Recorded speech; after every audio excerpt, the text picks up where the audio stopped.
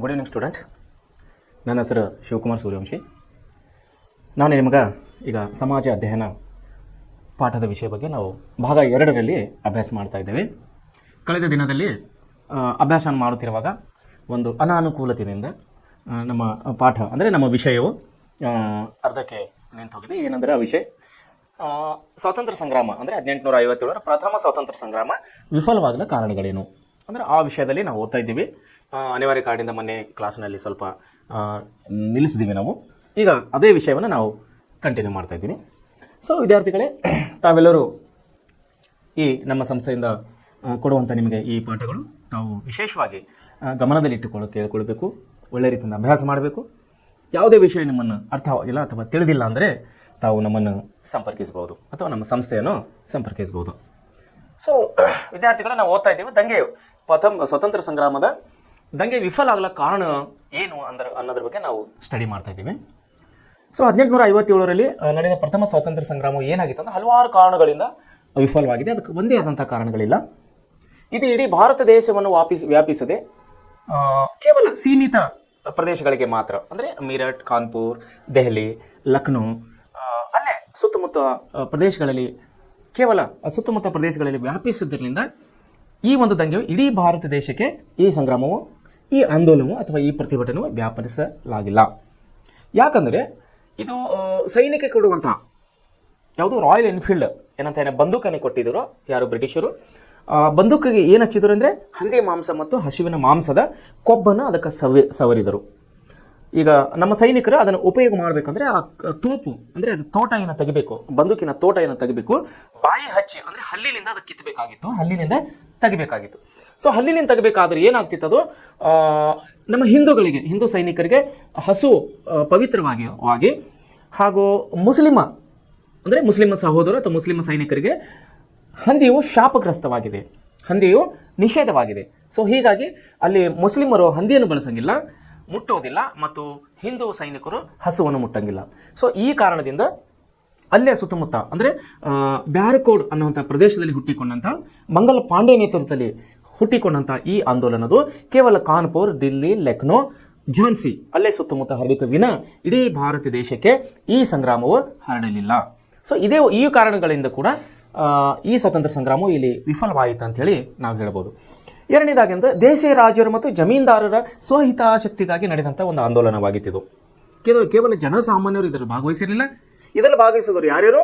ನಮ್ಮ ದೇಶೀಯ ರಾಜರು ಅಂದರೆ ಅಲ್ಲೇ ಸುತ್ತಮುತ್ತಿದ್ದಂಥ ರಾಜರು ಮತ್ತು ಜಮೀನ್ದಾರರು, ಅವರು ಮಾತ್ರ ಈ ಒಂದು ಸಂಗ್ರಾಮದಲ್ಲಿ ಭಾಗವಹಿಸಿದ್ದಕ್ಕಾಗಿ ಹಾಗೂ ನಮ್ಮ ಸ್ಥಳೀಯ ಸೈನಿಕರು ಭಾಗವಹಿಸಿದ್ದಕ್ಕಾಗಿ ಈ ಸ್ವಾತಂತ್ರ್ಯ ಸಂಗ್ರಾಮ ಇಡೀ ಜನಸಾಮಾನ್ಯರಿಗೆ ವ್ಯಾಪಿಸಲಿಲ್ಲ. ಈ ಸ್ವಾತಂತ್ರ್ಯ ಸಂಗ್ರಾಮ ಇಡೀ ಜನಸಾಮಾನ್ಯರಿಗೆ ಹರಡಲಿಲ್ಲ.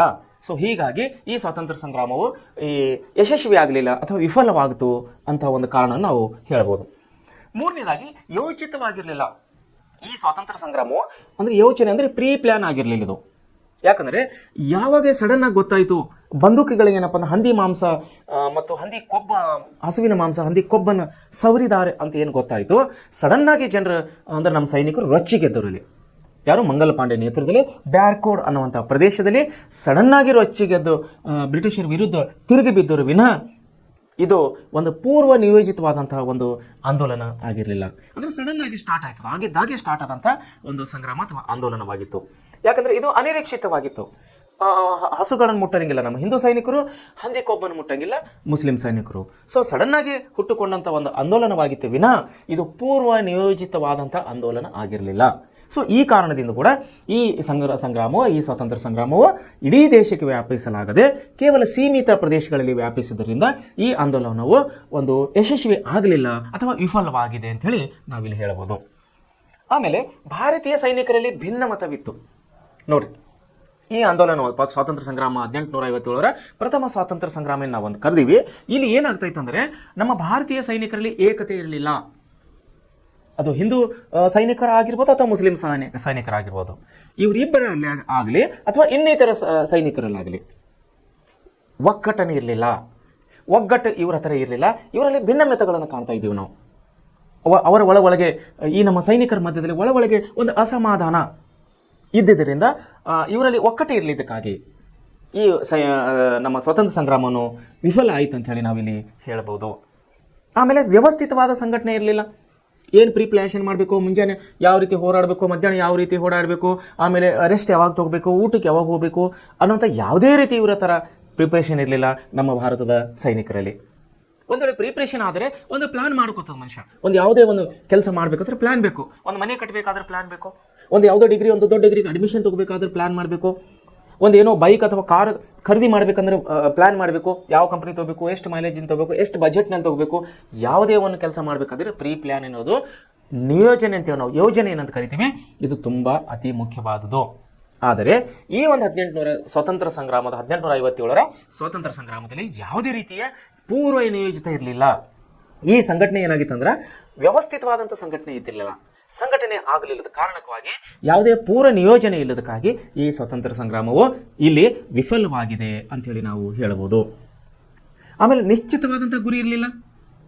ಯಾವ ರೀತಿ ಬ್ರಿಟಿಷರಿಗೆ ಹಿಮ್ಮೆಟ್ಟಿಸಬೇಕು, ಯಾವ ರೀತಿ ಇಲ್ಲಿಂದ ಓಡಿಸಬೇಕು, ಬ್ರಿಟಿಷರಿಗೆ ಎಷ್ಟರ ಮಟ್ಟಿಗೆ ಓಡಿಸಬೇಕು, ಇಲ್ಲಿಂದ ದೇಶವನ್ನು ಪೂರ್ಣವಾಗಿ ದೇಶವನ್ನು ಬಿಟ್ಟು ಅವನು ಓಡಿಸ್ಬೇಕಾ, ಅಥವಾ ಕೇವಲ ಕಾನ್ಪುರ್, ನವದೆಹಲಿ, ಲಕ್ನೋ, ಝಾನ್ಸಿ ಈ ಪ್ರದೇಶದಿಂದ ಮಾತ್ರ ಬ್ರಿಟಿಷರಿಗೆ ಓಡಿಸ್ಬೇಕಾ ಅನ್ನೋದಂಥ ಸ್ಪಷ್ಟವಾದಂಥ ಗುರಿ ಇರಲಿಲ್ಲ ನಮ್ಮ ಸಂಘಟನಾಕಾರರಲ್ಲಿ. ಯಾಕಂದರೆ ಇವರು ಕೇವಲ ಬಂದೂಕಿಗೆ ಕೊಬ್ಬನ್ನು ಅಂಟಿಸಿದ್ದಾರೆ ಅನ್ನುವಂಥ ಒಂದು ವಿಷಯಕ್ಕೆ ಮಾತ್ರ ದಂಗೆ ಎದ್ದರು ವಿನ ಇವರಲ್ಲಿ ನಿಶ್ಚಿತವಾದಂಥ ಗುರಿ ಇರಲಿಲ್ಲ. ಈ ಒಂದು ನಿಶ್ಚಿತವಾದಂಥ ಗುರಿ ಇದ್ದರೆ ಏನು ಮಾಡ್ತದಂದರೆ ಮನುಷ್ಯ ಒಂದು ಯಶಸ್ವಿಗಾಗಿ ಒಂದು ಪ್ರೀ ಪ್ಲ್ಯಾನ್ ಆಗಿ ಮಾಡಿಕೊಳ್ಳುತ್ತದೆ. ಪ್ರೀ ಪ್ಲ್ಯಾನ್ ಮಾಡಿಕೊಂಡ ಅಲ್ಲಿ ಯಶಸ್ವಿ ಆಗುವಂಥ ಸಂಭವಗಳಿರುತ್ತವೆ. ಆದರೆ ಒಂದು ಪೂರ್ವ ನಿಯೋಜಿತವಾದಂಥ ಇದು ಯೋಜನೆ ಇಲ್ಲ, ಇದರಲ್ಲಿ ಗುರಿ ಇಲ್ಲ, ಈ ಸೈನಿಕರಲ್ಲಿ ಒಕ್ಕಟ್ಟಿಲ್ಲ, ಇಡೀ ದೇಶಕ್ಕೆ ವ್ಯಾಪಿಸಲಿಲ್ಲ. ಹೀಗಾಗಿ ಈ ನಮ್ಮ 1857 ಸ್ವಾತಂತ್ರ್ಯ ಸಂಗ್ರಾಮವು ಇದು ವಿಫಲವಾಯಿತು ಅನ್ನುವಂಥ ನಾವು ವಿಷಯವನ್ನು ನಾವು ಹೇಳಬಹುದು. ಯಾಕಂದರೆ ನಿರ್ದಿಷ್ಟವಾದಂಥ ಗುರಿ ಇರಲಿಲ್ಲ. ಬ್ರಿಟಿಷರಿಗೆ ಇಲ್ಲಿಂದ ಎಲ್ಲಿವರೆಗೆ ಓಡಿಸಬೇಕನ್ನೋಂಥ ಯಾವುದೇ ರೀತಿಯಾದ ಪೂರ್ವ ನಿಯೋಜಿತವಾದಂಥ ಪ್ಲ್ಯಾನ್ ಅನ್ನು ನಮ್ಮ ಸೈನಿಕರಲ್ಲಿ ಇರಲಿಲ್ಲ. ಹೀಗಾಗಿ ಈ ನಮ್ಮ ಸ್ವಾತಂತ್ರ್ಯ ಸಂಗ್ರಾಮ 1857ರ ಪ್ರಥಮ ಸ್ವಾತಂತ್ರ್ಯ ಸಂಗ್ರಾಮವು ಯಶಸ್ವಿ ಕಾಣಲಿಲ್ಲ ಅಂದಂಥ ನಾವು ಮಾತನ್ನು ಇಲ್ಲಿ ಹೇಳ್ಬೋದಾಗಿದೆ. ಅದೇ ರೀತಿ ನೋಡ್ರಿ ಮುಂದೇನು ಹೇಳ್ತಾ ಇದ್ದಾರೆ ಅಂದರೆ ಸೂಕ್ತ ಮಾರ್ಗದರ್ಶನ ಇರಲಿಲ್ಲ ನಮ್ಮ ಸೈನಿಕರಿಗೆ. ಮಾರ್ಗದರ್ಶಕ ಅಂದರೆ ಕಮಾಂಡೋ ಅಂತ ಹೇಳಿ ಕರಿತೀವಿ ನಾವು, ಕಮಾಂಡರ್ ಅಂತ ಹೇಳಿ ಕರಿತೀವಿ. ಒಂದು ಶಾಲೆಗೆ ಯಾವ ರೀತಿ ಮುಖ್ಯೋಪಾಧ್ಯಾಯರು ಇರ್ತಾರೆ, ಹೆಡ್ ಮಾಸ್ಟರ್ ಇರ್ತಾರೆ. ಹೆಡ್ ಮಾಸ್ಟರ್ ಏನು ಮಾಡ್ತಾರೆ, ಮಾರ್ಗದರ್ಶನ ಕೊಡ್ತಾರೆ. ಇನ್ನಿತರ ಶಿಕ್ಷಕರಿಗೆ ಮಾರ್ಗದರ್ಶನ ಕೊಡ್ತಾರೆ. ಯಾವ ರೀತಿ ಟೀಚ್ ಮಾಡಬೇಕು, ಯಾವ ರೀತಿ ಮಕ್ಕಳನ್ನ ಡೆವಲಪ್ ಮಾಡಬೇಕು, ಮಕ್ಕಳಿಗೆ ತಿಳಿಯುವ ಹಾಗೆ ಯಾವ ರೀತಿ ಹೇಳಬೇಕು, ತಿಳಿದಿದೆ ಇಲ್ಲೋ ಅನ್ನೋದು ಯಾವ ನಾವು ಅರ್ಥ ಮಾಡ್ಕೋಬೇಕು.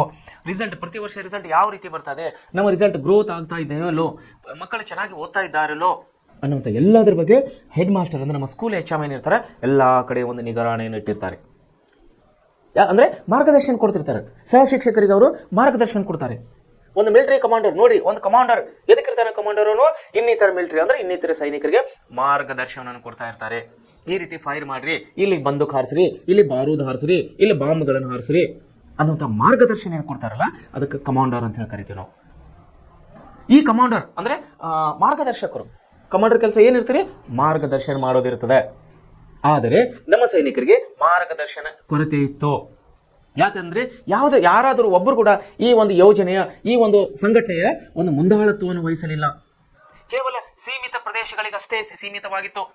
ಝಾನ್ಸಿಯಲ್ಲಿ ರಾಣಿ ಲಕ್ಷ್ಮೀಬಾಯಿ ಅವರ, ತಾತ್ಯಾ ಟೋಪೆಯವರು ಇವರ ಮಾರ್ಗದರ್ಶನ ನಡೀತು. ಮತ್ತು ಇನ್ನೊಂದಲ್ಲಿ ಬ್ಯಾರ್ಕೋಡ್ನಲ್ಲಿ ಮಂಗಲ ಪಾಂಡೆಯವರ ನೇತೃತ್ವ ನಡೀತು. ಅದೇ ನಾವು ಇನ್ನೊಂದು ಪ್ರದೇಶಕ್ಕೆ ಹೋದಾಗ ಅಲ್ಲಿ ಮುಂದಾಳತ್ವವನ್ನು ಕಾಣ್ತಾ ಇದ್ದಿಲ್ಲ, ಮಾರ್ಗದರ್ಶನ ಕಾಣ್ತಾ ಇದ್ದಿಲ್ಲ, ಒಬ್ಬರು ಚೀಫ್ ಅನ್ನೋದು ಕಾಣ್ತಾ ಇದ್ದಿಲ್ಲ, ಒಬ್ಬರು ಮುಖ್ಯಸ್ಥರು ಅನ್ನೋದು ಕಾಣ್ತಾ ಇದ್ದಿಲ್ಲ ನಮ್ಮ ಸೈನಿಕರಲ್ಲಿ. ಸೊ ಸೂಕ್ತವಾದಂಥ ಮಾರ್ಗದರ್ಶನ ಇಲ್ಲದಕ್ಕಾಗಿ ಮತ್ತು ವ್ಯವಸ್ಥಿತ ಸಂಘಟನೆ ಕೊರತೆ ಇತ್ತು. ಹಾಗೆ ಯುದ್ಧ ತಂತ್ರ ನೋಡ್ರಿ, ಬ್ರಿಟಿಷರಲ್ಲಿ ಸುಧಾರಿತವಾದಂತಹ ಬಂದೂಕುಗಳು, ತೋಪುಗಳಿದ್ದವು, ಸುಧಾರಿತವಾದಂಥ ಆಯುಧಗಳಿದ್ದವು. ನಮ್ಮ ದೇಶದ ಸೈನಿಕರಲ್ಲಿ ಸುಧಾರಿತವಾದಂಥ ಆಯುಧಗಳಿರಲಿಲ್ಲ. ಅದೇ ಪಾರಂಪರಿಕ ಆಯುಧಗಳನ್ನು ಇಟ್ಟುಕೊಂಡು ಆ ಪಾರಂಪರಿಕ ಆಯುಧಗಳನ್ನು ನಂಬಿಕೊಂಡು ನಮ್ಮ ಸೈನಿಕರು ಯುದ್ಧಕ್ಕೆ ಇಳಿದರು, ಸಂಗ್ರಾಮಕ್ಕೆ ಇಳಿದರು ವಿನ ನಮ್ಮ ಸೈನಿಕರಲ್ಲಿ ಯಾವುದೇ ರೀತಿಯ ಸುಧಾರಿತವಾದಂಥ ಆಯುಧಗಳಿರಲಿಲ್ಲ. ಈ ಒಂದು ಕಾರಣದಿಂದ ಕೂಡ ನಮ್ಮ ಸ್ವಾತಂತ್ರ್ಯ ಸಂಗ್ರಾಮವು ಇಲ್ಲಿ ವಿಫಲ ಆಗಿದೆ ಅಂತ ಹೇಳಿ ನಾವು ಹೇಳ್ಬೋದು. ಅದೇ ರೀತಿ ಯುದ್ಧ ತಂತ್ರ, ಸೈನಿಕರ ಪರಿಣಿತಿ, ಸೂಕ್ತ ಸೇನಾ ನಾಯಕತ್ವ ಮತ್ತು ಶಿಸ್ತಿನ ಕೊರತೆ ಭಾರತೀಯರಲ್ಲಿ ಇತ್ತು. ಹೋರಾಟಗಾರ ನಿಶ್ಚಿತ ಗುರಿ ಇರಲಿಲ್ಲ. ಹಲವಾರು ದೇಶೀಯ ಸಂಸ್ಥಾನಗಳ ರಾಜರು ಬ್ರಿಟಿಷರಿಗೆ ತೋರಿದ ನಿಷ್ಠೆಯಿಂದಾಗಿ ನೋಡಿ, ಹಲವಾರು ನಮ್ಮ ಭಾರತೀಯ ರಾಜರುಗಳು ಏನು ಮಾಡ್ತಾ ಇದ್ರು, ಒಂದು ಕಡೆ ಸೈನಿಕರ ಸ್ವಾತಂತ್ರ್ಯಕ್ಕಾಗಿ ಹೋರಾಡ್ತಾ ಇದ್ದಾರೆ, ಇನ್ನೊಂದು ಕಡೆ ದೇಶೀಯ ರಾಜರು ಬ್ರಿಟಿಷರಿಗೆ ನಿಷ್ಠೆಯನ್ನು ತೋರ್ತಾ ಇದ್ದರು. ಹೌದು ಸ್ವಾಮಿ, ನೀವೇ ಬಲಿಷ್ಠರು, ನೀವೇ ಶ್ರೇಷ್ಠರು, ಅನ್ನುವಂಥ ಸ್ವಾಮಿ ನಿಷ್ಠೆಯನ್ನು ಬ್ರಿಟಿಷ್ ಅಧಿಕಾರಿಗಳಿಗೆ ನಮ್ಮ ದೇಶೀಯ ರಾಜರು ತೋರಿಸಿದ್ದಕ್ಕಾಗಿ ಅಲ್ಲಿ ಏನಾಯ್ತು, ಬ್ರಿಟಿಷರಿಗೆ ಕೊಬ್ಬನ ಬಂತು, ಸೊಕ್ಕನ್ನು ಬಂತು. ಅವ್ರಿಗೆ ಗೊತ್ತಾಯ್ತು, ಕೆಲವು ಸೈನಿಕರು, ಕೆಲವು ದೇಶೀಯ ರಾಜರು ನಮ್ಮನ್ನು ಬೆಂಬಲಿಸ್ತಾ ಇದ್ದಾರೆ, ಈ ಹೋರಾಟಗಾರರಿಗೆ ಬೆಂಬಲಿಸ್ತಾ ಇಲ್ಲ.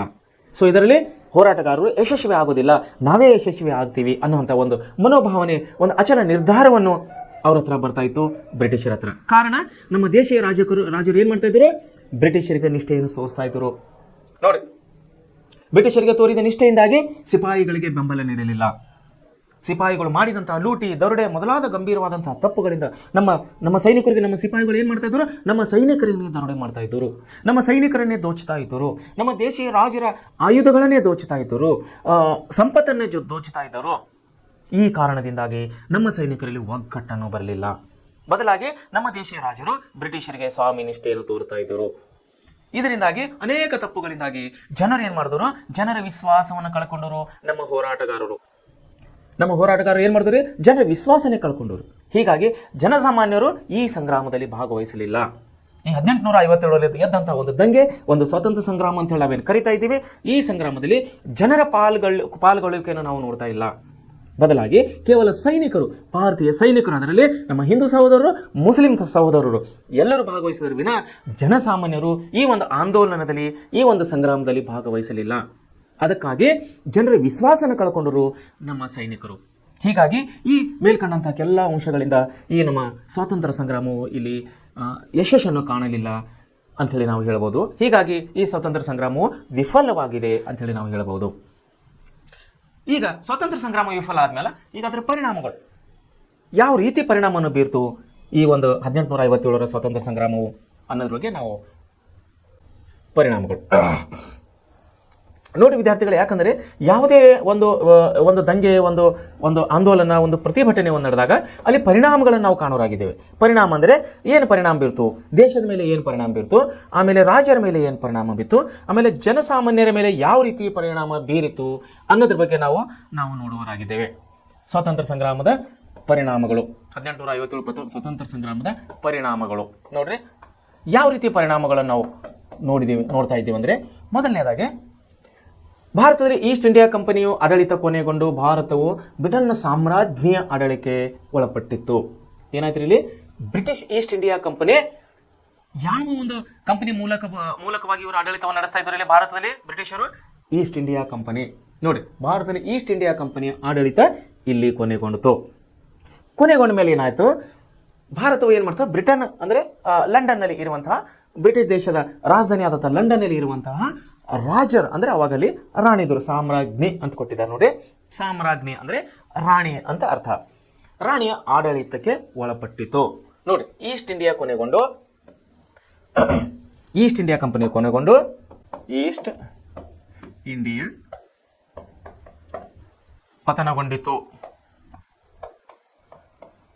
ಈಸ್ಟ್ ಇಂಡಿಯಾ ಪತನಗೊಂಡಿತು ಅಥವಾ ಕೊನೆಗೊಂಡಿತು. ಪತನಗೊಂಡಿತು ಅಂದ್ರೆ ತಪ್ಪಾಗುತ್ತದೆ. ಈಸ್ಟ್ ಇಂಡಿಯಾ ಆಡಳಿತ ಕೊನೆಗೊಂಡಿತು.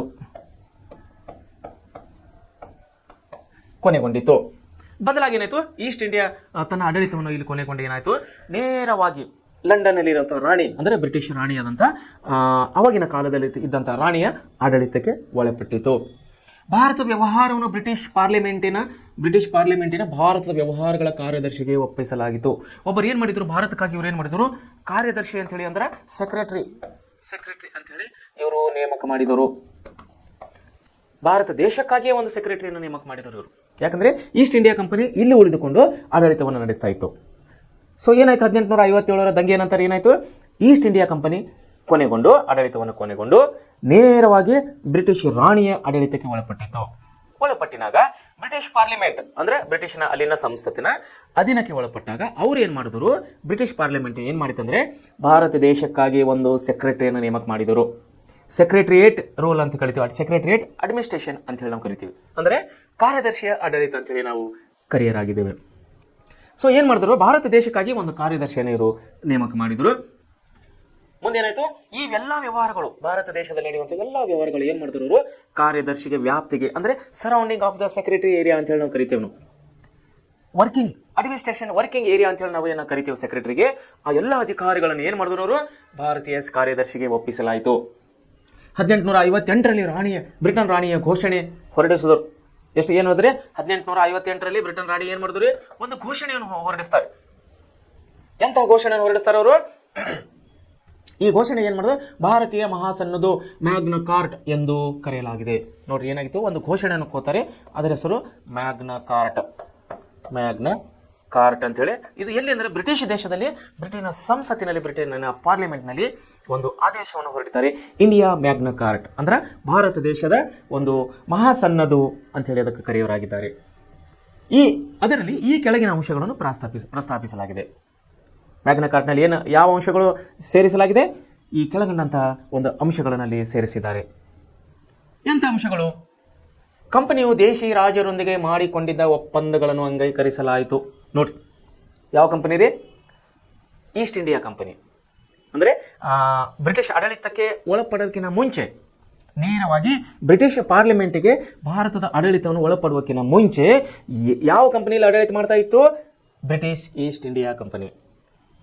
ಈ ಈಸ್ಟ್ ಇಂಡಿಯಾ ಕಂಪನಿಯು ಇಲ್ಲಿ ಏನು ಮಾಡಿತ್ತಂದ್ರೆ, ಇಲ್ಲಿ ದೇಶೀಯ ರಾಜರುಗಳೊಡನೆ, ಇಲ್ಲಿನ ಸ್ಥಳೀಯ ರಾಜರುಗಳೊಡನೆ ಅನೇಕ ರೀತಿಯ ಒಪ್ಪಂದಗಳನ್ನು ಮಾಡಿಕೊಂಡಿದ್ದರು. ಇವರು ಪರಿಸ್ಥಿತಿಗೆ ಅನುಗುಣವಾಗಿ, ಅಲ್ಲಿನ ಸ್ಥಳೀಯ ಪರಿಸ್ಥಿತಿಗೆ ಅನುಗುಣವಾಗಿ ಅಲ್ಲೇ ಆದಂತಹ ಕೆಲವೊಂದು ಒಪ್ಪಂದಗಳನ್ನು ಮಾಡಿಕೊಂಡಿದ್ದರು ನಮ್ಮ ಸ್ಥಳೀಯ ರಾಜರುಗಳೊಡನೆ. ಆವಾಗ ಏನಾಯ್ತು ಅಂದ್ರೆ, ಬ್ರಿಟಿಷ್ ಈಸ್ಟ್ ಇಂಡಿಯಾ ಕಂಪನಿ ಪತನಗೊಂಡಾಗ ಅವರ ಆಡಳಿತ ಕೊನೆಗೊಂಡಾಗ ಯಾವುದು ಈಸ್ಟ್ ಇಂಡಿಯಾ ಕಂಪನಿದು ನೇರವಾಗಿ ಏನಾಯ್ತು, ಬ್ರಿಟಿಷ್ ಪಾರ್ಲಿಮೆಂಟ್ಗೆ ಭಾರತದ ಸೆಕ್ರೆಟರಿ ಅಂತೇಳಿ ಅಪಾಯಿಂಟ್ ಮಾಡಿ, ಅಂದ್ರೆ ಕಾರ್ಯದರ್ಶಿ ಅಂತೇಳಿ ನೇಮಕ ಮಾಡಿ, ಭಾರತ ದೇಶದ ಎಲ್ಲ ವ್ಯವಹಾರಗಳನ್ನು ಯಾರ ವ್ಯಾಪ್ತಿಗೆ ಕೊಟ್ಟರು? ಕಾರ್ಯದರ್ಶಿ ವ್ಯಾಪ್ತಿಗೆ ಕೊಟ್ಟಿದ್ದರು. ಕಾರ್ಯದರ್ಶಿ ವ್ಯಾಪ್ತಿಗೆ ಕೊಟ್ಟಾಗ ಏನು ಒಂದು ಮಹಾಸನ್ನದು, ಭಾರತ ದೇಶದ ಮಹಾಸನ್ನದು ಅಥವಾ ಮ್ಯಾಗ್ನಾ ಕಾರ್ಟ್ ಅನ್ನಂತ ಒಂದು ಸನ್ನದ ಒಂದು ಆದೇಶವನ್ನು ಹೊರಡಿಸ್ತಾರೆ ಬ್ರಿಟಿಷ್ ಪಾರ್ಲಿಮೆಂಟ್ನಲ್ಲಿ. ಬ್ರಿಟಿಷ್ ಪಾರ್ಲಿಮೆಂಟ್ನಲ್ಲಿ ಒಂದು ಮಹಾಸನ್ನದು ಮ್ಯಾಗ್ನಾ ಕಾರ್ಟ್ ಅನ್ನು ಹೊರಡಿಸ್ತಾರೆ. ಅದು ಏನು ಮಾಡ್ತಾ ಇತ್ತಂದ್ರೆ, ಅದರಲ್ಲಿ ಕೆಳಕಂಡಂತ ಅಂಶಗಳಿದೆ. ಅದರಲ್ಲಿ ಮೊದಲನೇ ಅಂಶ ಏನಿತ್ತಂದ್ರೆ, ಸ್ಥಳೀಯ ರಾಜರುಗಳೊಡನೆ ನಮ್ಮ ಈಸ್ಟ್ ಇಂಡಿಯಾ ಕಂಪನಿ ಅಂದ್ರೆ ಬ್ರಿಟಿಷ್ ಈಸ್ಟ್ ಇಂಡಿಯಾ ಕಂಪನಿ ಮಾಡಿಕೊಂಡಂತಹ ಎಲ್ಲ ಒಪ್ಪಂದಗಳು ಅಂಗೀಕರಿಸಲಾಯಿತು. ನೋಡಿ, ಬ್ರಿಟಿಷ್ ಇಂಡಿಯಾ ಕಂಪನಿ ಏನ್ ಮಾಡಿದ್ರಿ, ನಮ್ಮ ದೇಶೀಯ ರಾಜರುಗಳನ್ನೇ ಅನೇಕ ಒಪ್ಪಂದಗಳನ್ನು ಮಾಡಿಕೊಂಡಿದ್ರು. ಅವರು ಅನೇಕ ಒಪ್ಪಂದಗಳನ್ನು ಮಾಡಿಕೊಂಡಿದ್ರು. ಮುಂದೆ ಏನಾಯ್ತು, ಮ್ಯಾಗ್ನಾ ಕಾರ್ಟ್ ಅಂದರೆ ಭಾರತ ದೇಶದ ಕಾರ್ಯದರ್ಶಿ ವ್ಯಾಪ್ತಿಗೆ ಏನು ಆಡಳಿತವನ್ನು ಕೊಡ್ತಾರೆ ಬ್ರಿಟಿಷ್ ಪಾರ್ಲಿಮೆಂಟ್ದವರು. ಆ ಒಂದು ಮ್ಯಾಗ್ನಾ ಕಾರ್ಟ್ ಏನು ಆದೇಶ ಹೊರಡಿದ್ರಲ್ಲ, ಆ ಪ್ರಕಾರ ಏನು ಮಾಡಿದ್ರು, ದೇಶೀಯ ರಾಜರುಗಳು ಮಾಡಿಕೊಂಡಂತಹ ಒಪ್ಪಂದಗಳನ್ನು ಅಂಗೀಕರಿಸಲಾಯಿತು. ಅಂದ್ರೆ ಆ ಪ್ರಕಾರ ಈಗ ಮುಂದೆ ಅಂದ್ರೆ ಯಾರು ಬರ್ತಾ ಇದ್ದಾರೆ? ಈಗ ಕಾರ್ಯದರ್ಶಿ ಬರ್ತಾ ಇದ್ದಾರೆ. ಅಡ್ಮಿನಿಸ್ಟ್ರೇಷನ್ ಅಂದ್ರೆ ರೋಲ್, ಆಡಳಿತ ಮಾಡಕ್ಕೆ ಯಾರು ಬರ್ತಾ ಇದ್ದಾರೆ? ಇಲ್ಲಿ ಕಾರ್ಯದರ್ಶಿ ಬರ್ತಾರೆ. ಬ್ರಿಟಿಷ್ ಸೆಕ್ರೆಟರಿ, ಇಂಡಿಯನ್ ಸೆಕ್ರೆಟರಿ ಅಂತ ಬ್ರಿಟಿಷ್ ಅವರು ನೇಮಕ ಮಾಡಿ ಕಳಿಸ್ತಾ ಇದ್ದಾರೆ. ಸೊ ಇವ್ರು ಏನು ಮಾಡಬೇಕು, ದೇಶ ರಾಜರುಗಳಿಂದ ಮಾಡಿಕೊಂಡಂತ ಎಲ್ಲ ಒಪ್ಪಂದಗಳನ್ನು ಇವರು ಅಂಗೀಕಾರ ಮಾಡ್ಕೋಬೇಕು, ಅಂದ್ರೆ ಸ್ವೀಕಾರ ಮಾಡಬೇಕು, ಅಕ್ಸೆಪ್ಟ್ ಮಾಡಬೇಕು ಅಂದಂಗ. ಮುಂದೆ ಸಾಮ್ರಾಜ್ಯ ವಿಸ್ತರಣೆಯ ಅಪೇಕ್ಷೆಯನ್ನು ಕೈ ಬಿಡುವುದು. ನೋಡಿ, ಸಾಮ್ರಾಜ್ಯ ವಿಸ್ತರಣೆಯ ಅಪೇಕ್ಷೆಯನ್ನು ಕೈ ಬಿಡಬೇಕು. ಯಾರು ಕೈ ಬಿಡ್ಬೇಕಿಲ್ಲಿ? ಬಹುಶಃ ಮುಂದೆ ಅಂದ್ರೆ ಅವಾಗ ಈಸ್ಟ್ ಇಂಡಿಯಾ ಕಂಪನಿ ಒಪ್ಪಂದ ಮಾಡಿಕೊಂಡಂತ ಏನ ದಾಖಲೆಗಳಿತ್ತು, ಏನೇ ರೆಕಾರ್ಡ್ಸ್ಗಳಿತ್ತು, ಆ ರೆಕಾರ್ಡ್ ಪ್ರಕಾರ ಏನೇನು ಬಂದಿತ್ತಾಗ? ದತ್ತು ಮಕ್ಕಳಿಗೆ ಹಕ್ಕಿಲ್ಲ ಅಂತ ನೀತಿ ಬಂದಿತ್ತು, ಸಹಾಯಕ ಸೈನ್ಯ ಪದ್ಧತಿ ಬಂದಿತ್ತು, ಜಮೀನ್ದಾರಿ ಪದ್ಧತಿ ಬಂದಿತ್ತು. ಇಂಥ ಅನೇಕ ಹಕ್ಕುಗಳನ್ನು, ಎಲ್ಲ ದಾಖಲಾತಿಗಳನ್ನು ಈ ಮ್ಯಾಗ್ನಾ ಕಾರ್ಟ್ ಮೂಲಕ ಏನು ಮಾಡಿದ್ರು ಇವರು? ಎಲ್ಲವನ್ನು ಜಾರಿಗೆ ತರ್ತೀವಿ, ಅಂಗೀಕಾರ ಮಾಡ್ತೀವಿ. ಆ ಒಂದು ಪ್ರಕಾರ ಸಾಮ್ರಾಜ್ಯ ವಿಸ್ತರಣೆ ಅಪೇಕ್ಷವನ್ನು ಕೈ ಬಿಡಬೇಕು. ಯಾರು? ನಮ್ಮ ದೇಶೀಯ ರಾಜರು. ಆಮೇಲೆ ಭಾರತೀಯರಿಗೆ ಸುಭದ್ರ ಸರ್ಕಾರವನ್ನು ನೀಡುವುದು.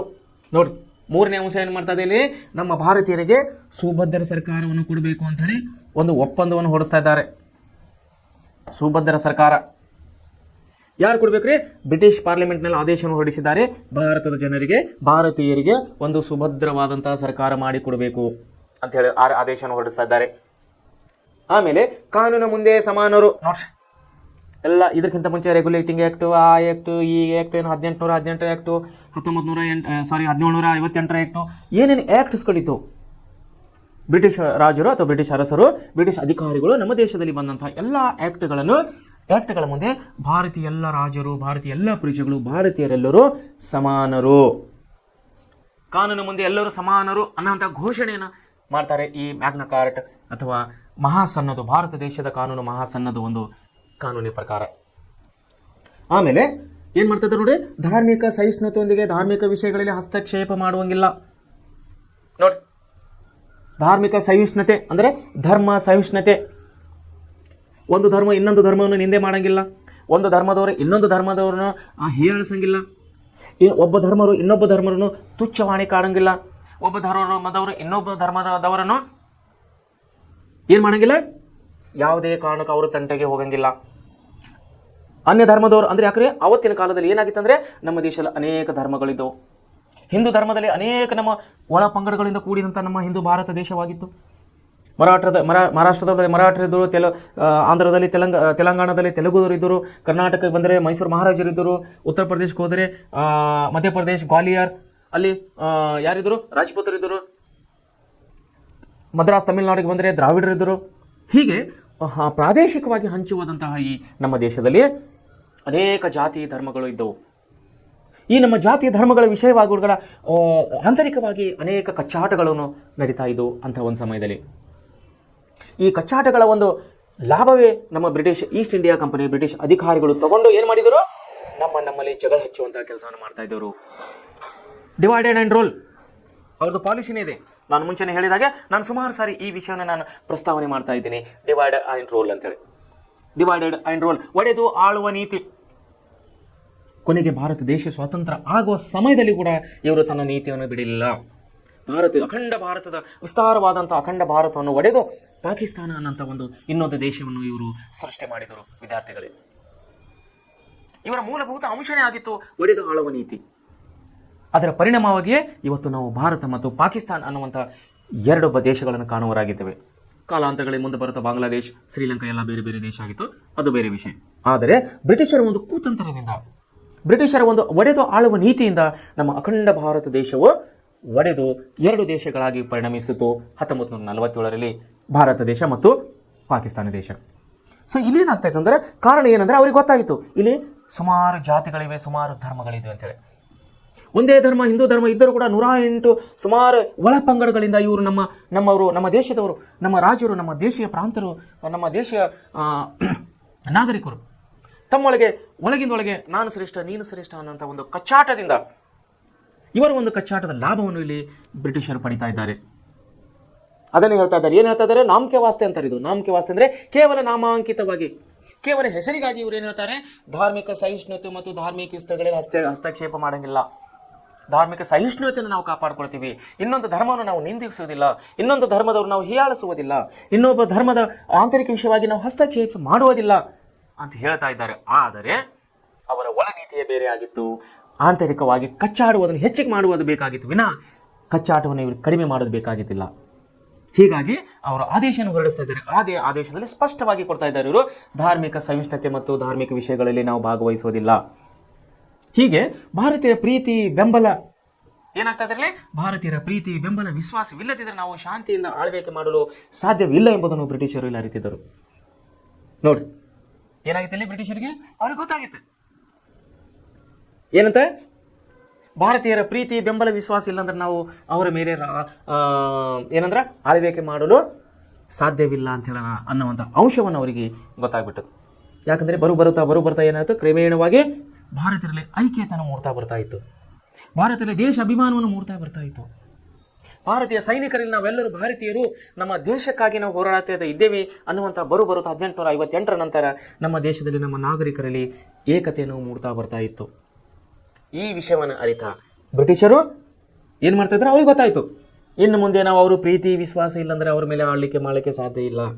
ಸೊ ಏನು ಮಾಡಬೇಕು, ನಾವು ಅವರ ಪ್ರೀತಿ ಬೆಂಬಲವನ್ನು ನಾವು ಪಡಿಬೇಕು. ಬೆಂಬಲವನ್ನು ಪಡಿಬೇಕಾದರೆ ಏನು ಮಾಡಬೇಕು, ಈ 4 ಅಂಶಗಳನ್ನು ಅವರು ಜಾರಿಗೆ ತರ್ತಾ ಇದ್ದಾರೆ. ಭಾರತದ ಮಹಾಸನ್ನದು, ಭಾರತೀಯ ಮಹಾಸನ್ನದು, ಮ್ಯಾಗ್ನಾ ಕಾರ್ಟ್ ಎಂದು ಕರೆಯಲಾದಂಥ ಒಂದು ಬ್ರಿಟಿಷ್ ಪಾರ್ಲಿಮೆಂಟ್ನಲ್ಲಿ, ಬ್ರಿಟಿಷ್ ದೇಶದಲ್ಲಿ ಒಂದು ಆದೇಶವನ್ನು ಹೊರಡಿಸ್ತಾ ಇದ್ದಾರೆ, ವಿಶೇಷವಾಗಿ ಭಾರತ ದೇಶಕ್ಕಾಗಿ.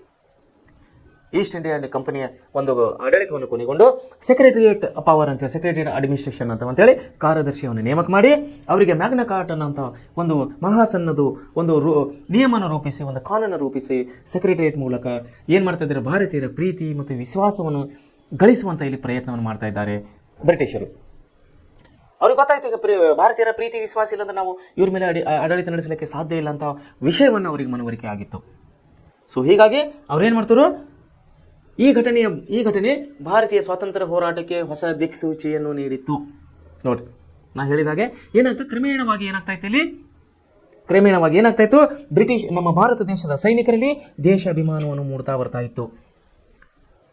ಭಾರತ ದೇಶದಲ್ಲಿ ನಮ್ಮ ಸೈನಿಕರಲ್ಲಿ, ನಮ್ಮ ಜನಸಾಮಾನ್ಯರಲ್ಲಿ, ನಮ್ಮ ದೇಶೀಯ ರಾಜರುಗಳಿಗೆ ನಾವೆಲ್ಲರೂ ಭಾರತೀಯರು ಅನ್ನುವಂಥ ಪರಕೀಯರು, ವಿದೇಶಿಯರು, ಯುರೋಪಿಯನ್ನರು, ಬ್ರಿಟಿಷರು ಬಂದು ನಮ್ಮನ್ನು ಆಳ್ತಾ ಇದ್ದಾರೆ, ನಮ್ಮ ಮೇಲೆ ಅಧಿಕಾರ ನಡೆಸ್ತಾ ಇದ್ದಾರೆ ಅನ್ನುವಂಥ ಅರಿವನ್ನು ಇಲ್ಲಿ ನಮ್ಮ ದೇಶ ರಾಜರಿಗೆ ಆಗ್ತಾ ಬರ್ತಾ ಇತ್ತು.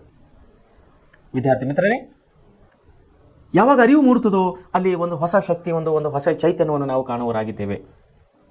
ಎಲ್ಲಿವರೆಗೆ ಅರಿವು ಮೂಡುವುದಿಲ್ಲೋ ನಾವು ಅಂಧಕಾರದಲ್ಲಿ ಅಥವಾ ಕತ್ತಲಲ್ಲಿ ಇರುತ್ತೇವೆ ಅನ್ನೋಂಥ ಅಂಶವನ್ನು ತಾವು ನೆನಪಿನಲ್ಲಿ ಇಟ್ಟುಕೊಳ್ಬೇಕು.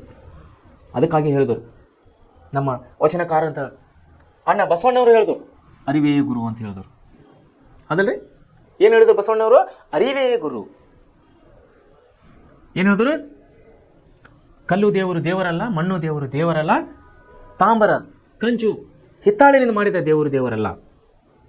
ಯಾಕಂದರೆ ಆ ದೇವರುಗಳು ಅಂದ್ರೆ ಗೊಂಬೆಗಳು ಕಣ್ಣಿದ್ದು ನೋಡುವುದಿಲ್ಲ, ಕಿವಿಯಿದ್ದು ಕೇಳೋದಿಲ್ಲ, ಬಾಯಿದ್ದು ಮಾತಾಡುವುದಿಲ್ಲ. ತನ್ನನ್ನು ತಾನು ಯಾರೆಂದು ಅರಿದೊಡೆ, ತನ್ನೆಂದು ತಾನು ಯಾರು ಎಂದು ಅರಿದೊಡೆ ತಾನೇ ದೇವರು. ಅಂದ್ರೆ ಅರಿವೇ ಗುರು ಅನ್ನಂತ ಮಾತನ್ನಿಲ್ಲಿ ನಮಗೆ ಅಣ್ಣ ಬಸವಣ್ಣವರು ಹೇಳಿಕೊಟ್ರು. ಈ ಅರಿವು ಅನ್ನೋದು ನಮ್ಮ ಬ್ರಿಟಿಷರಿಗೆ, ನಮ್ಮ ದೇಶೀಯರಿಗೆ, ನಮ್ಮ ಸಂಸ್ಥಾನದ ರಾಜರಿಗೆ, ನಮ್ಮ ದೇಶೀಯ ರಾಜರಿಗೆ, ನಮ್ಮ ಭಾರತೀಯ ವಾಸಿಗಳಿಗೆ, ನಮ್ಮ ಎಲ್ಲ ಭಾರತೀಯ ನಿವಾಸಿಗಳಿಗೆ, ಜನಸಾಮಾನ್ಯರಿಗೆ ನಾವೆಲ್ಲರೂ ಭಾರತೀಯರು ಅನ್ನುವಂಥ ಅರಿವನ್ನು ಇಲ್ಲಿ ಬರ್ತಾ ಇತ್ತು ಕ್ರಮೇಣ. ಅಂದರೆ 1858ರ ನಂತರ ಈ ಯೂನಿಟಿ ಅಂತ ಕರಿತೇವೆ ನಾವು, ಇದು ಒಕ್ಕಟ್ಟೆ ಅಂತ ಕರಿತೇವೆ ನಾವು. ಈ ಒಗ್ಗಟ್ಟುತನ ಮುರಿಬೇಕು ಅನ್ನೋಂಥ ಒಂದು ಉದ್ದೇಶದಿಂದ ಬ್ರಿಟಿಷರು ಏನು ಮಾಡ್ತಾ ಇದ್ದಾರೆ? ಇಲ್ಲಿ ಭಾರತೀಯರ ಪ್ರೀತಿ, ಬೆಂಬಲ, ವಿಶ್ವಾಸ ಇಲ್ಲದೆ ನಾವು ಶಾಂತಿಯಿಂದ ಆಳ್ವಿಕೆ ಮಾಡಲು ಸಾಧ್ಯವಿಲ್ಲ ಅಂತ ಅಂಶವನ್ನು ಅವರಿಗೆ ಮನವರಿಕೆ ಆಗಿತ್ತು ಬ್ರಿಟಿಷರಿಗೆ. ಸೊ ವಿದ್ಯಾರ್ಥಿಗಳಿಗೆ ನಾವು ಏನು ಹೇಳೋ ವಿಷಯವೇನೆಂದರೆ, ಯಾವಾಗ ಅರಿವು ಆಗುತ್ತದೋ, ಯಾವಾಗ ನನಗೆ ಅರಿವು ಆಗುತ್ತದೋ, ಯಾವಾಗ ನಿಮಗೂ ಅರಿವು ಆಗ್ತದೋ, ಒಂದು ಹೊಸ ಶಕ್ತಿಯನ್ನು ಉದಯ ಆಗುತ್ತದೆ, ಒಂದು ಹೊಸ ಫಲಿತಾಂಶವನ್ನು ನಾವು ನೋಡೋರಾಗ್ತೀವಿ. ನೋಡ್ರಿ, ನಾವು ಚೆನ್ನಾಗಿ ಓದಬೇಕು ಅಂತ ನಿಮಗೆ ಯಾವಾಗ ಅರಿವು ಆಗ್ತದೋ ತಾವು ಒಳ್ಳೆ ರೀತಿಯಲ್ಲಿ ಸ್ಟಡಿ ಮಾಡ್ತೀರಿ. ಯಾವಾಗ ನಾವು ಜೀವನದಲ್ಲಿ ಯಶಸ್ವಿ ಆಗಬೇಕು, ನಾವು ಮುಂದುವರಿಬೇಕು, ನಾನು ಪ್ರಥಮ ಶ್ರೇಣಿಯಲ್ಲಿ ಪಾಸ್ ಆಗಬೇಕು ಅನ್ನುವಂಥ ಅರಿವನ್ನು ಯಾವಾಗ ವಿದ್ಯಾರ್ಥಿಗಳಿಗೆ ಮೂಡುತ್ತದೋ ಆವಾಗ ಒಂದು ಸಂಶೋಧನೆ, ಹೊಸ ಒಂದು ಶಕ್ತಿಯನ್ನು ನಾವು ಕಾಣೋರಾಗಿದೆ, ಹೊಸ ಫಲಿತಾಂಶವನ್ನು ನಾವು ಕಾಣೋರಾಗಿದ್ದೇವೆ. ಆವಾಗ ಏನಾಗ್ತಾ ಇತ್ತು? 1858ರ ಈಚೆ ಏನಾಗ್ತಾ ಇತ್ತು? ನಮ್ಮ ಭಾರತದಲ್ಲಿ ಅರಿವನ್ನು ಬರ್ತಾ ಇತ್ತು, ನಾವೆಲ್ಲರೂ ಭಾರತೀಯರು ಅನ್ನುವಂಥ ಒಂದು ಅರಿವನ್ನು ಬರ್ತಾ ಇತ್ತು. ಇದನ್ನ ಅರಿತಾ ಬ್ರಿಟಿಷರು ಏನ್ ಮಾಡಿದ್ರು? ನಾವೀಗ ಅವ್ರ ಜೋಡಿ ಜಗಳ ಮಾಡೋದರಲ್ಲಿ ಅರ್ಥ ಇಲ್ಲ, ಭಾರತದ ದೇಶೀಯ ರಾಜರುಗಳಲ್ಲಿ ನಾವು ಜಗಳ ಮಾಡೋದು ಅರ್ಥ ಇಲ್ಲ, ಬದಲಾಗಿ ಅವರ ಪ್ರೀತಿ, ವಿಶ್ವಾಸ, ನಂಬಿಕೆಯನ್ನು ನಾವು ಗಳಿಕೆ ಮಾಡಬೇಕಂತೇಳಿ ಬ್ರಿಟಿಷರಿಗೆ ಅರಿವಾಗಿತ್ತು 1857ರ ಸ್ವಾತಂತ್ರ್ಯ ಸಂಗ್ರಾಮದ ನಂತರ. ಪರಿಣಾಮ ಏನಾಯ್ತಲ್ಲಿ? ಈಸ್ಟ್ ಇಂಡಿಯಾ ಕಂಪನಿ ಪತನಗೊಂಡು ಭಾರತದ ಆಡಳಿತವು ನೇರವಾಗಿ ಇಂಗ್ಲೆಂಡಿನ ರಾಣಿಯ ಆಡಳಿತದಲ್ಲಿ ಅವರ ವ್ಯಾಪ್ತಿಗೆ ಒಳಪಟ್ಟಿತ್ತು. ಅವರ ವ್ಯಾಪ್ತಿಗೆ ಒಳಪಟ್ಟಾಗ ಏನಾಗ್ತು? ಮಹಾಸನ್ನದು, ಭಾರತ ದೇಶದ ಮಹಾಸನ್ನದು, ಮ್ಯಾಗ್ನಾ ಕಾರ್ಟ್ ಅನ್ನುವಂತಹ ಒಂದು ಆದೇಶವನ್ನು ಇವರು ಬ್ರಿಟಿಷ್ ಪಾರ್ಲಿಮೆಂಟ್ ನಮ್ಮನ್ನು ಹೊರಡಿಸ್ತಾ ಇದ್ದಾರೆ. ಅದರಲ್ಲಿ ಇವರು ಕೆಳಕಂಡಂತಹ ಇಲ್ಲಿವರೆಗೆ ನಾವು ಚರ್ಚೆ ಮಾಡಿದಂಥ, ಇಲ್ಲಿವರೆಗೆ ಓದಿದಂಥ ಅಂಶಗಳನ್ನು ಈ ಮ್ಯಾಗ್ನಾ ಕಾರ್ಟ್ನಲ್ಲಿ ಓದಿವರಾಗಿದ್ದೇವೆ ನಾವು. ಅದೇ ರೀತಿ ಏನಾಗ್ತದೆ? ಈ ಘಟನೆ ಭಾರತೀಯ ಸ್ವಾತಂತ್ರ್ಯ ಹೋರಾಟಕ್ಕೆ ದಿಕ್ಸೂಚಿಯನ್ನು ಕಾಣುತ್ತೆ. ನೋಡಿ, ಯಾವಾಗ ದಿಕ್ಸೂಚಿ ಬಂತು? ಸ್ವಾತಂತ್ರ್ಯ ಹೋರಾಟಕ್ಕೆ ದಿಕ್ಸೂಚಿ ಬಂತು ತನಗೆ ಅರಿವು ಆದಾಗ, ನಮ್ಮ ದೇಶೀಯ ರಾಜರುಗಳಿಗೆ, ನಮ್ಮ ದೇಶೀಯ ಸೈನಿಕರಿಗೆ ಅರಿವು ಆದಾಗ, ನಾವೆಲ್ಲರೂ ಭಾರತೀಯರು ಅನ್ನುವಂಥ ಅರಿವು ಆದಾಗ ಹೊಸ ದಿಕ್ಸೂಚಿಯನ್ನು ಕಾಣುತ್ತಿಲ್ಲಿ.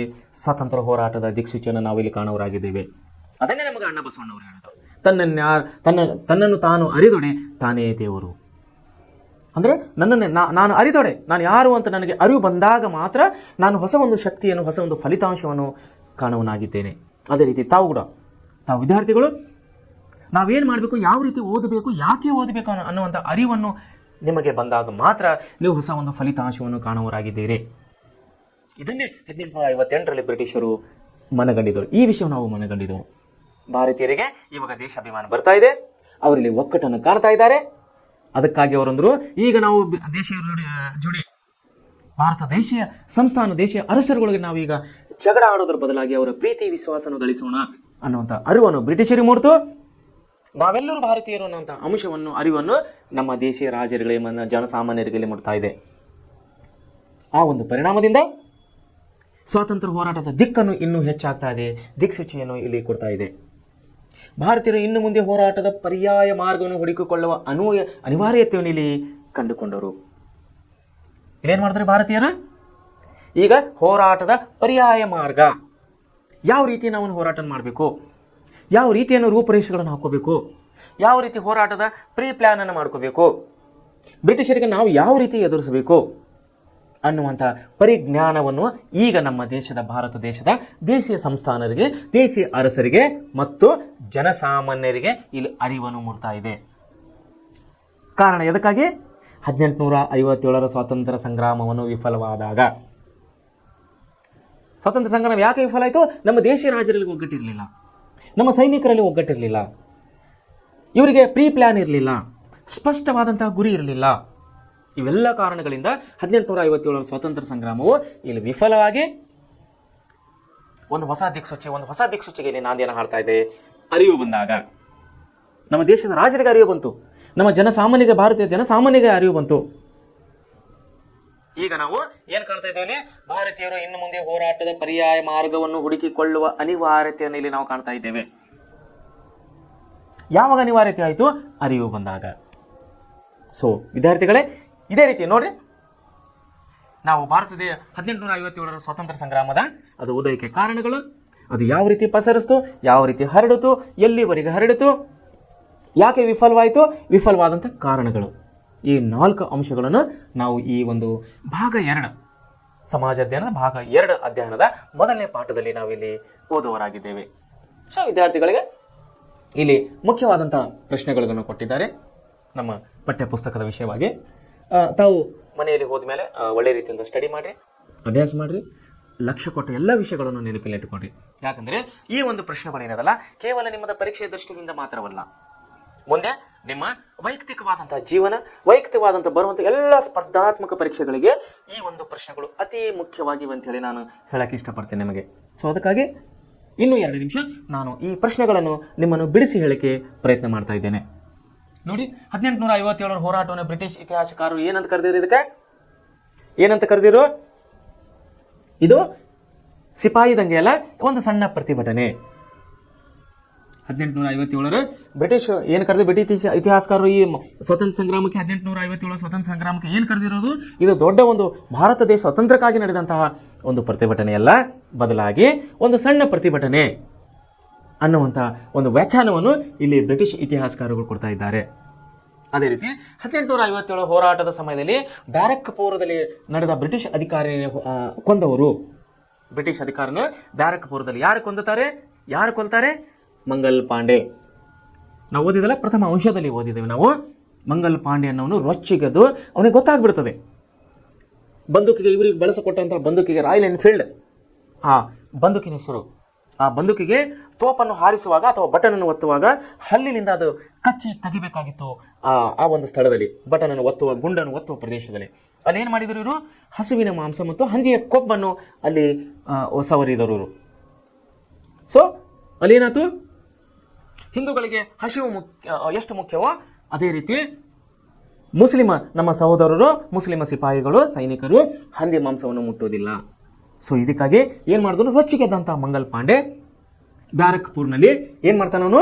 ಮೊದಲನೇ 1857 ಸಮಯದಲ್ಲಿ, ಸಿಪಾಯಿ ದಂಗೆ ಸಮಯದಲ್ಲಿ ಬ್ರಿಟಿಷ್ ಅಧಿಕಾರಿಯನ್ನು ಕೊಲ್ತಾನೆ ಮಂಗಲ್ ಪಾಂಡೆ ಅನ್ನೋನು. ಆಮೇಲೆ ಝಾನ್ಸಿಯ ರಾಣಿಯು ಬ್ರಿಟಿಷರ ವಿರುದ್ಧದ ಯುದ್ಧದಲ್ಲಿ ಡ್ಯಾಶ್ ಅನ್ನು ವಶಕ್ಕೆ ಪಡೆದುಕೊಳ್ತಾರೆ. ಯಾವ ಪ್ರದೇಶವನ್ನು ವಶಪಡಿಸ್ಕೊಳ್ತಾ ಇದ್ದಾಳ್ರಿ ಇಲ್ಲಿ? ಯಾರು? ಝಾನ್ಸಿ ರಾಣಿ. ಇಲ್ಲಿ ಕೊಟ್ಟಿದಾರಲ್ಲ, ಗ್ವಾಲಿಯರನ್ನು ವಶಪಡಿಸಿಕೊಳ್ತಾ ಇದ್ದಾಳೆ ನೋಡಿ. ಝಾನ್ಸಿ ರಾಣಿ ಲಕ್ಷ್ಮೀಬಾಯಿ ಏನು ಮಾಡ್ತಾ ಇದ್ದಾರೆ ಇಲ್ಲಿ? ಈ 1857 ಸ್ವಾತಂತ್ರ್ಯ ಸಂಗ್ರಾಮದಲ್ಲಿ ಬ್ರಿಟಿಷರ ವಿರುದ್ಧವಾಗಿ ಹೋರಾಡಿ ಏನು ಮಾಡ್ತಾ ಇದ್ದಾಳೆ ಇಲ್ಲಿ? ಗ್ವಾಲಿಯರ್ ಪ್ರದೇಶವನ್ನು ವಶಕ್ಕೆ ಪಡೆದುಕೊಳ್ತಾ ಇದ್ದಾಳೆ. ಇವಳ ಒಂದು ಧೀರ ಯುದ್ಧ, ಒಂದು ನಿಷ್ಠೆ, ಒಂದು ಯುದ್ಧ ಪರಿಣಿತಿ, ಒಂದು ಶಕ್ತಿಯುತವಾದಂಥ ಒಂದು ಯುದ್ಧದ ನೀತಿಯಿಂದಾಗಿ ಇಲ್ಲಿ ಏನು ಮಾಡ್ತಾ ಇದ್ದಾಳೆ? ಝಾನ್ಸಿ ರಾಣಿ ಲಕ್ಷ್ಮೀಬಾಯಿಯು ಗ್ವಾಲಿಯರ್ ಪ್ರದೇಶವನ್ನು ಮತ್ತೆ ಬ್ರಿಟಿಷರಿಂದ ವಶಕ್ಕೆ ಪಡಿತಾ ಇದ್ದಾಳೆ. ಆಮೇಲೆ 1858 ಭಾರತದಲ್ಲಿ ಬ್ರಿಟನ್ ರಾಣಿಯು ಹೊರಡಿಸಿದ ಘೋಷಣೆಯನ್ನು ಎಂದು ಕರೆಯುತ್ತಾರೆ. ಏನಂತ ಕರೀತಾರೆ? ಇದು ಮ್ಯಾಗ್ನಾ ಕಾರ್ಟ್, ಅಥವಾ ಏನಂತ ಕರೀತಾರೆ ಅದಕ್ಕೆ? ಭಾರತೀಯ ಮಹಾಸನ್ನದು ಅಥವಾ ಮ್ಯಾಗ್ನಾ ಕಾರ್ಟ್ ಎಂದು ಕರೆಯಲಾಗಿದೆ. ಇದು ಎಲ್ಲಿ ಹೊರಡಿಸಿದ್ರು? ಬ್ರಿಟಿಷ್ ಪಾರ್ಲಿಮೆಂಟ್ನಲ್ಲಿ. ಬ್ರಿಟಿಷ್ ಪಾರ್ಲಿಮೆಂಟಲ್ಲಿ ಏನು ಮಾಡಿದ್ರು, 1857 ಸ್ವಾತಂತ್ರ್ಯ ಸಂಗ್ರಾಮ ವಿಫಲಗೊಂಡಾಗ ಏನಾಯ್ತು, ಬ್ರಿಟಿಷ್ ಈಸ್ಟ್ ಇಂಡಿಯಾ ಆಡಳಿತವನ್ನು ಕೊನೆಗೊಂಡಿತು. ಕೊನೆಗೊಂಡ ಮೇಲೆ ಭಾರತ ದೇಶದ ಇಡೀ ಆಡಳಿತವನ್ನು ಬ್ರಿಟಿಷ್ ಲಂಡನ್ನಿನಲ್ಲಿರುವಂತಹ ರಾಣಿಯ ಅಧಿಕಾರಿಗೆ ನೇರವಾಗಿ ಇದು ಒಂದು ಅವರ ಆಡಳಿತಕ್ಕೆ ಒಳಪಟ್ಟಿತ್ತು. ಆಡಳಿತಗೊಳಪಟ್ಟಾಗ ದೇಶದಲ್ಲಿ ಆಡಳಿತ ನೋಡಿಕೊಳ್ಳಕ್ಕೆ ಏನು ಮಾಡಿದ್ರು ಇವರು, ಕಾರ್ಯದರ್ಶಿ ಸೆಕ್ರೆಟರಿ ಅಂತ ಹೇಳಿ ಇವರು ನೇಮಕ ಮಾಡ್ತಾರೆ. ಕಾರ್ಯದರ್ಶಿ ಆಡಳಿತಕ್ಕೆ ನೇಮಕ ಮಾಡಿ 1858ರಲ್ಲಿ ಇಲ್ಲಿ ಭಾರತ ದೇಶಕ್ಕೆ ಹೊರಡಿಸುವಂತಹ ಎಲ್ಲ ಕಾನೂನುಗಳನ್ನು, ಎಲ್ಲ ಆಡಳಿತವನ್ನು ಕಾರ್ಯದರ್ಶಿ ಮೂಲಕವಾಗಿ ಬ್ರಿಟನ್ನ ರಾಣಿಯು ನಿಯಂತ್ರಣಕ್ಕೆ ಒಳಪಟ್ಟಿತ್ತು. ಸೊ ಆ ಒಂದು ಮಸೂದೆಗೆ ಇವರು ಏನಂತ ಕರೆದಿರು, ಭಾರತೀಯ ಮಹಾಸನ್ನದು ಅಥವಾ ಮ್ಯಾಗ್ನಾ ಕಾರ್ಟ್ ಅಂತ ಹೇಳಿ ಕರೆದಿದ್ದರು. ಮುಂದೆ ಈ ಎಲ್ಲ ಪ್ರಶ್ನೆಗಳು ಅತಿ ಮುಖ್ಯವಾದಂತಹ ಅಂಶಗಳು ಆಗಿವೆ. ನೋಡಿ, ಕೆಳಗಿನ ಪ್ರಶ್ನೆಗಳಿಗೆ ಗುಂಪುಗಳಲ್ಲಿ ಚರ್ಚಿಸಿ ಮತ್ತು ಉತ್ತರಿಸಿರಿ. ಗುಂಪು ಅಂದರೆ ವಿದ್ಯಾರ್ಥಿಗಳು ತಾವು ಏನು ಮಾಡಬೇಕು, ಗುಂಪು ಗುಂಪಾಗಿ ಮನೆಯ ಪಕ್ಕದಲ್ಲಿ, ಶಾಲೆಯ ಪಕ್ಕದಲ್ಲಿ, ನಿಮ್ಮ ನಿಯರ್ ಅಂದರೆ ನಿಮ್ಮ ಹತ್ತಿರ ಇರುವಂತಹ 2, 3, 4 ನೀವು 4 ಜನ ವಿದ್ಯಾರ್ಥಿಗಳು ಕೂತುಕೊಂಡು ಚರ್ಚೆ ಮಾಡಿ, ಗುಂಪು ಚರ್ಚೆ ಮಾಡಿರಿ, ಚರ್ಚಿಸಿ ಉತ್ತರ ಬರೀರಿ ಅಂತ ಹೇಳ್ತಾ ಇದ್ದಾರೆ. ಏನು ಹೇಳ್ತಾ ಇದ್ದಾರೆ, ಬ್ರಿಟಿಷರ ವಿರುದ್ಧದ 1857ರ ಪ್ರತಿಭಟನೆಗೆ ರಾಜಕೀಯ ಅಂಶಗಳು ಪ್ರೇರಕವಾದವು. ಹೇಗೆ ನಾವು ಮೊದಲನೇ ಒಂದು ಅಂಶದಲ್ಲಿ ಓದಿದ ಹಾಗೆ ರಾಜಕೀಯ ಕಾರಣಗಳು ಇದಕ್ಕೆ ಹುಟ್ಟಿಕೊಂಡಿದ್ದವು. ರಾಜಕೀಯ ಕಾರಣಗಳಲ್ಲಿ 4 ಕಾರಣಗಳಿದ್ದವು. ಅದರಲ್ಲಿ ರಾಜಕೀಯ ಕಾರಣದಿಂದ ಕೂಡ 1857ರ ಸಿಪಾಯಿ ದಂಗೆ ಅಥವಾ ಸ್ವಾತಂತ್ರ್ಯ ಸಂಗ್ರಾಮವು ಉದಯಗೊಂಡಿತ್ತು. ಅದರಲ್ಲಿ ರಾಜಕೀಯವಾಗಿ ಯಾವ ರೀತಿಯ ಅಂಶಗಳನ್ನು ಪ್ರೇರಣೆಗೊಂಡವು, ಪ್ರೇರೇಪಿತವಾದವು ಅನ್ನುವಂಥ ಅಂಶಗಳನ್ನು ತಾವಿಲ್ಲಿ ಬರೀಬೇಕು. ಆಮೇಲೆ 1857ರ ಹೋರಾಟಕ್ಕೆ ಆರ್ಥಿಕ ಬದಲಾವಣೆಗಳು ಹೇಗೆ ಕಾರಣವಾದವು, ಆರ್ಥಿಕವಾಗಿ ಯಾವ ರೀತಿ ಆಯ್ತು ಅನ್ನೋದು ನಾವು ಮೊದಲನೇದಾಗಿ ಅಂಶದಲ್ಲಿ ಓದಿದ್ದೇವೆ. ಅವೆಲ್ಲ ಅಂಶಗಳನ್ನು ಇದರಲ್ಲಿ ತಾವು ಬರೀಬೇಕು. ಆಮೇಲೆ 1857 ಹೋರಾಟದಲ್ಲಿ ಸೈನಿಕ ಮತ್ತು ಧಾರ್ಮಿಕ ಮನೋಭಾವವನ್ನು ಪ್ರಚೋದಿಸಿದ ಅಂಶಗಳಾವು. ಸೈನಿಕ ಮತ್ತು ಧಾರ್ಮಿಕ ಹೇಳಿದಲ್ಲಿ ನಿಮ್ಗೆ ತೋಪು ಗುಂಡುಗಳಿಗೆ ಅಂದರೆ ಬಂದೂಕಿಗೆ ಏನು ಮಾಡಿದ್ರು ಇವರು, ಹಸುವಿನ ಮಾಂಸ ಮತ್ತು ಹಂದಿಯ ಕೊಬ್ಬನ್ನು ಸವರಿದಕ್ಕಾಗಿ ಇದು ಧಾರ್ಮಿಕವಾಗಿ ಪ್ರಚೋದನೆಗೊಂಡಿತ್ತು. ಧಾರ್ಮಿಕವಾಗಿ ಪ್ರಚೋದನೆಗೊಂಡು ಸೈನಿಕರನ್ನು ದಂಗೆ ಏಳುವಂತೆ ಮಾಡಿತ್ತು ಅನ್ನೋ ಅಂಶವನ್ನು ನಾವು ಕಳೆದ ಅಭ್ಯಾಸದಲ್ಲಿ ಓದಿದ್ದೇವೆ. ಸೊ ಅದನ್ನೇ ಇಲ್ಲಿ ತಾವು ಉತ್ತರವನ್ನು ಬರೀಬೇಕಾಗಿದೆ. ಆಮೇಲೆ ಪ್ರಥಮ ಸ್ವಾತಂತ್ರ್ಯ ಸಂಗ್ರಾಮಕ್ಕೆ ತತ್ಕ್ಷಣದ ಕಾರಣಗಳು. ತತ್ಕ್ಷಣ ಕಾರಣ ಯಾವುದೈತ್ರಿ, ಸಡನ್ ಆಗಿ ಪ್ರತಿಭಟನೆಗೊಂಡ ಯಾರು, ಮಂಗಲ್ ಪಾಂಡೆ. ಎಲ್ಲಿ, ಬ್ಯಾರಕ್ಪುರ್ನಲ್ಲಿ. ಅಂಶ ಅದೇ ಹಸುವಿನ ಮಾಂಸ, ಹಂದಿಯ ಮಾಂಸ ಮತ್ತು ಹಸುವಿನ ಮಾಂಸ ಮತ್ತು ಹಂದಿಯ ಕೊಬ್ಬಿನ ವಿಷಯವಾಗಿ ತತ್ಕ್ಷಣದ ಕಾರಣದಿಂದಾಗಿ ಮಂಗಲ್ ಪಾಂಡೆಯನ್ನು ಏನು ಮಾಡ್ತಾ ಇದ್ದಾನೆ, ಇಲ್ಲಿ ಬ್ರಿಟಿಷ್ ಅಧಿಕಾರಿಯನ್ನು ಕೊಲೆ ಮಾಡ್ತಾ ಇದ್ದಾನೆ ಬ್ಯಾರಕ್ಪುರ್ ಸೇನಾ ನೆಲೆಯಲ್ಲಿ. 1857 ಪ್ರಥಮ ಸ್ವಾತಂತ್ರ್ಯ ಸಂಗ್ರಾಮ ವಿಫಲತೆ ಕಾರಣಗಳು ಇಷ್ಟೊತ್ತನ್ನು ನಾವು ಓದಿದ್ವಿ.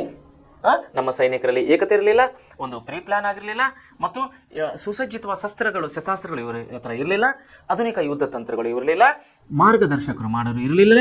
ಆಮೇಲೆ ಅನೇಕ ರೀತಿಯ ಭಿನ್ನಾಭಿಪ್ರಾಯಗಳು ನಮ್ಮ ದೇಶದ ಸೈನಿಕರಲ್ಲಿ ನಾವು ಕಾಣುವರಾಗಿದ್ದೇವೆ. ಅನ್ನಂತಹ ಸೈನಿಕರಲ್ಲಿ ಅಂತಹ ಒಂದು ಪರಿಸ್ಥಿತಿಯಲ್ಲಿ ಏನಾಯಿತು, ನಮ್ಮ ಸ್ವಾತಂತ್ರ್ಯ ಸಂಗ್ರಾಮವು ಇಲ್ಲಿ ವಿಫಲವಾಗಿದೆ ಅಂತೇಳಿ ನಾವು ಹೇಳಬಹುದಾಗಿದೆ.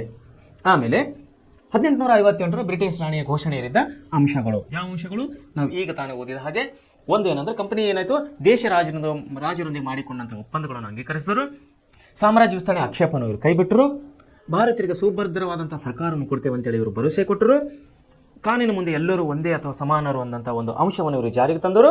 ಮತ್ತು ಧಾರ್ಮಿಕ ಸಹಿಷ್ಣುತೆಯನ್ನು ನಾವು ಕಾಪಾಡ್ತೀವಿ, ನಿಮ್ಮ ಧಾರ್ಮಿಕ ವಿಷಯದಲ್ಲಿ ನಾವು ಹಸ್ತಕ್ಷೇಪ ಮಾಡುವುದಿಲ್ಲ ಅನ್ನುವಂಥ ಘೋಷಣೆಯನ್ನು ಬ್ರಿಟನ್ನಿನ ರಾಣಿಯು ಮ್ಯಾಗ್ನಾ ಕಾರ್ಟ್ ಅನ್ನುವಂಥ ಒಂದು ಮಸೂದೆ, ಭಾರತೀಯ ಮಹಾಸನ್ನದು ಅನ್ನುವಂಥ ಒಂದು ಕಾನೂನಿನ ಮೂಲಕವಾಗಿ ಇಲ್ಲಿ ಏನು ಮಾಡ್ತಾ ಇದ್ದಾರೆ, ಬ್ರಿಟನ್ ರಾಣಿ ತನ್ನ ಘೋಷಣೆಯಲ್ಲಿ ಹೊರಡಿಸಿದಂತಹ ಇವು ಅಂಶಗಳಾಗಿವೆ.